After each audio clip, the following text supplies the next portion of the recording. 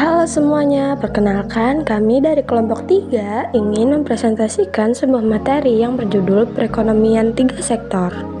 Tapi sebelum kita masuk ke materi, alangkah baiknya kami dari kelompok 3 memperkenalkan diri terlebih dahulu. Dimulai dari saya sendiri, Mutia Hafiz. Hai, aku Abdul Aziz.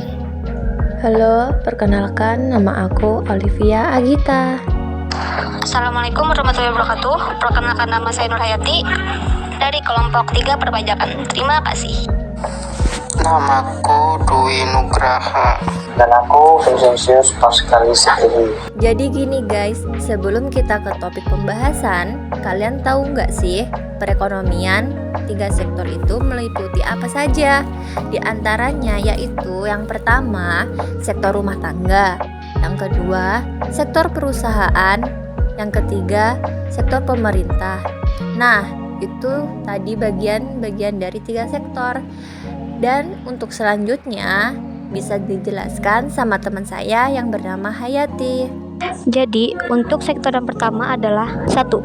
Sektor rumah tangga. Dilansir dari situs MBA Knowledge Base, sektor rumah tangga menyediakan berbagai faktor produksi seperti tanah, tenaga kerja, dan modal.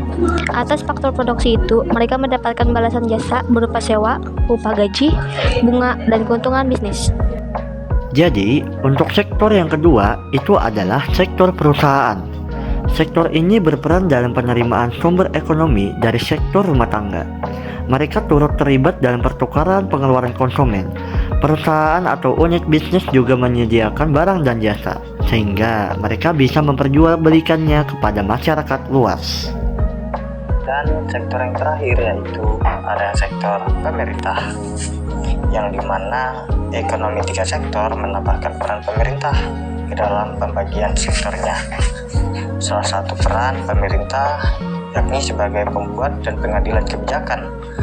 Pemerintah juga membelanjakan uang negara untuk memberi keuntungan pada sektor rumah tangga maupun perusahaan. Jadi, untuk mengkaji dan mempelajari ekonomi 3 sektor, wajib memperhatikan peranan pemerintah dan pengaruhnya dalam kegiatan ekonomi. Berbeda dengan perekonomian 2 sektor, sistem ekonomi 3 sektor memasukkan peranan dan fungsi pemerintah ke dalamnya. Dikutip dari buku Ekonomi Makro Pengantar Ekonomi 2015 karya Iskandar Potong, dalam perekonomian 3 sektor, pemerintah berperan sebagai pembuat kebijakan. Contoh kebijakan atau regulasinya yakni pembelajaran uang negara, APBN, untuk kepentingan masyarakat, dan peraturan soal pemasukan negara. Jadi, bisa dikatakan bahwa 3 sektor dalam ekonomi mencakup sektor rumah tangga, perusahaan, dan pemerintah.